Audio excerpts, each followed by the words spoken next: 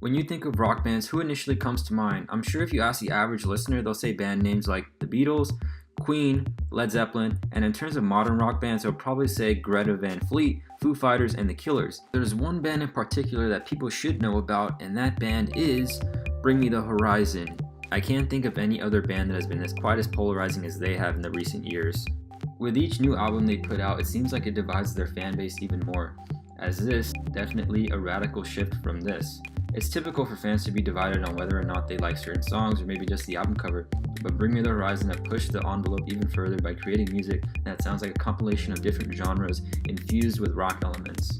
First, a little background of the band. The band formed in 2004 out of Sheffield, England, and actually got their name from the movie Pirates of the Caribbean. Bring me that horizon.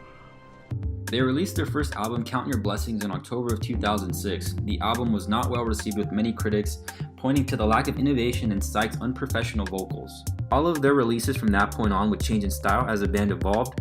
The recent release, Ammo, has been their most daring and experimental project to date. Medicine is one of the poppiest songs they have ever released and a stark contrast from the earlier rebellious releases like Pray for Plagues. So why are Bring Me the Horizon important to rock? It's simple. Rock has always been a genre that evolved by the decade into something new and fresh. That's what great rock bands do. They innovate the genre and they grow it into something no one has ever seen before. And that is exactly what Bring Me the Horizon are doing with rock right now. The members of the band have constantly said that they don't like doing the same thing for each album and prefer to push themselves creatively to do something different.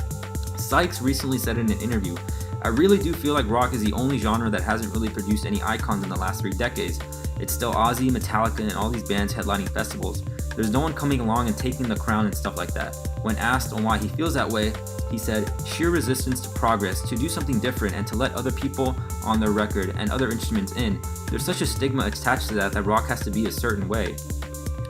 Let's go back to the 1950s when Elvis ruled the charts. Presley was instrumental to the development of rockabilly, which is one of the earliest styles of rock and roll music. It blends the sound of Western musical styles such as country with that of rhythm and blues. Add in guys like Chuck Berry and Buddy Holly and you have a sound that defines the rock in the 50s. This style of rock led to what is considered classic rock and roll. Then came 4 guys from England who took what Elvis did and took rock to the stratosphere in terms of albums, fandom, and songwriting. Helping the Beatles carve out the sound of the 60s were other bands like the Rolling Stones, the Kinks, and the Who. Then in the 70s, bands like Queen, Pink Floyd, and Led Zeppelin, all of whom took what was rock and transformed it into something only they could do.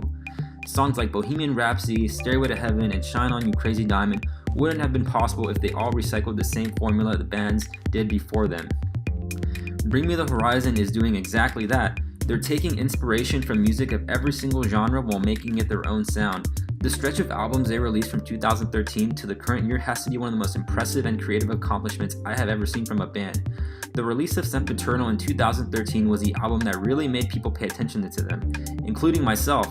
The album featured Ollie singing for the first time and brought in elements like electronic, ambient music, dance, reggae, and pop, while producing classic singles like Shadow Moses, Can You Feel My Heart, and Sleepwalking. 2015's That's the Spirit was the album that really put them on top, debuting at number 2 on the US and the UK. This album expanded on the sound from Sempiternal as they incorporated more of an alternative stadium rock sound. Songs like Follow You introduced a more melodic and slow style, while Throne was the first song ever to reach the top of the Billboard mainstream rock charts. The recent release, Ammo, goes even further and really pushes the boundaries on what a rock album should sound like. Want to hear a hard rock song? There's Mantra and Wonderful Life. Want to hear an EDM fist bumper? Then there's Nihilist Blues. There's so many genres on the album that even the band themselves wouldn't know how to categorize it other than a mix of music genres they enjoy hearing themselves.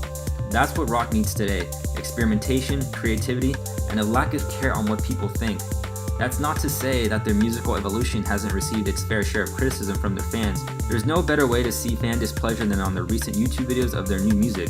From constantly pointing out how pop they sound or how their recent album was trash is something that comes along when bands try to change and experiment.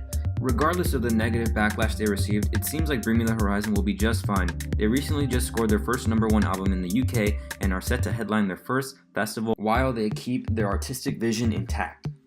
While they might have lost some fans, probably gained a tremendous amount of other fans while continuing to make each album fresh and unique in its own way, like great bands strive to do. Look at every other major successful rock band in the world, and you'll see at one point in their careers they have experimented with their sound and gone off and done great creative things. Regardless if the fans liked it or not, it is essential to the growth and creativity of an artist to always push boundaries and to never settle on what they have done before. Rock music has evolved immensely since its early conception in the early 1950s to where it is now. Music evolves and so do artists. That's totally fine as long as it's what they want to do and create groundbreaking work. Bring Me the Horizon know what they're doing and are on pace to show everyone that rock can branch out and doesn't have to be confined onto what people think it is.